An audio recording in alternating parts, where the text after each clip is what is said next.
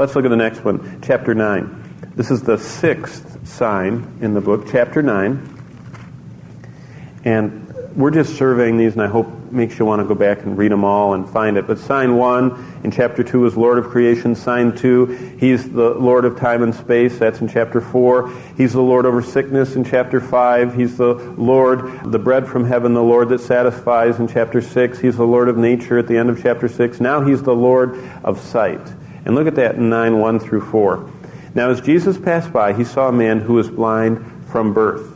And his disciples said to him, Rabbi, who sinned, this man or his parents, that he was born blind? Now, doesn't that give us an insight into what people think?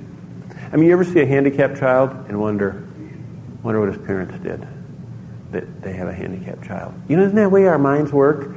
And you know, when I counsel young couples who are getting married, you know what a lot of young couples fear? Having children. Do you know why? They were promiscuous, and they think God's going to get them. You know, that's what people think of God. They think of him as sitting up there with a hammer and going, you know, you were bad, I'm going to get you back. I mean, isn't that a wrong view of God?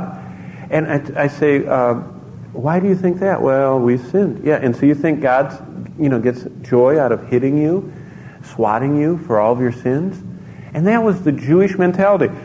So the disciples, they were asking us, who sinned, this man or his parents, We know he had to sin. God hit him and made him blind. And Jesus said, no, neither this man nor his parents, but that the work of God should be revealed in him. He says, this is something for my glory. That's why he's blind. I mean, next time you see a handicapped person, don't think, what did their parents do wrong or what did they do wrong? It's for God's glory. Did you know a lot of people have caught on to this? There's a ministry that Bonnie was associated when she was in South Carolina, and they're called the Hidden Treasures. Isn't that what they call it? For terribly handicapped children, they call it the Hidden Treasures Ministry. Now, isn't that a biblical perspective on handicapped people? All of us are handicapped. It's just most of us don't acknowledge it. I mean, we all are handicapped. Spiritually, we're all totally lame and blind and deaf and dumb. And some people just have more profoundly physical handicaps, but all of us are handicapped spiritually. But Jesus says, verse 4, I must work the works of him who sent me. While this day, the night is coming when no one can work. Verse 5, I am the light of the world while I'm in the world. And when he said these things, he spit on the ground. I like this one. This one is really this was a real moving illustration. I mean, he spit on the ground, and he made clay with the saliva.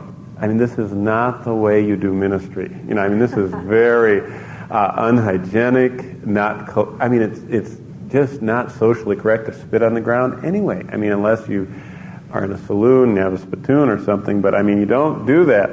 And he anointed the eyes of the blind man with the clay. Isn't this astounding how he did this? And then he said to him, go wash in the pool of Siloam, which is translated sent. So he went and washed and came back seeing. Now, he didn't have to do this. There's a lot of symbolism in this. He did it for a lot of reasons. He showed that he's the creator. Remember, he made us out of the dust of the earth. He showed spit was unclean, and he showed the uncleanness of sin. I mean, there's so many metaphors. Siloam means sent, and all of us are sent to go to Jesus for cleansing, and he's the water of life, and he's the one that can open eyes. This is a picture of salvation. Every part of it is a picture of salvation. All of us, it says in Acts 26:18, we're born blind. Did you know that? It says when we get saved, he opens our eyes and turns us from darkness to light. We were all born blind. And as a word, Jesus spit into the ground and puts clay in all of our eyes and tells us to wash it away. And when we wash it away through his cleansing that he offers through his sacrifice, we get to see. It's a beautiful picture. But what he says here is, I'm the Lord of sight. I'm the one. And look down at verse 32 of chapter 9. Since the world began, it had been unheard that anyone had opened the eyes of one who was born blind. Wow.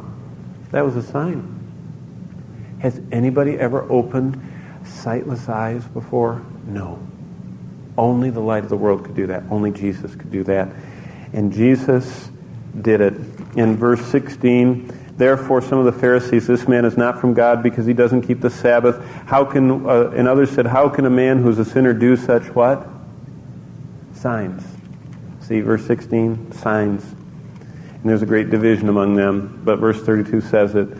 He's from God because no one else can open eyes.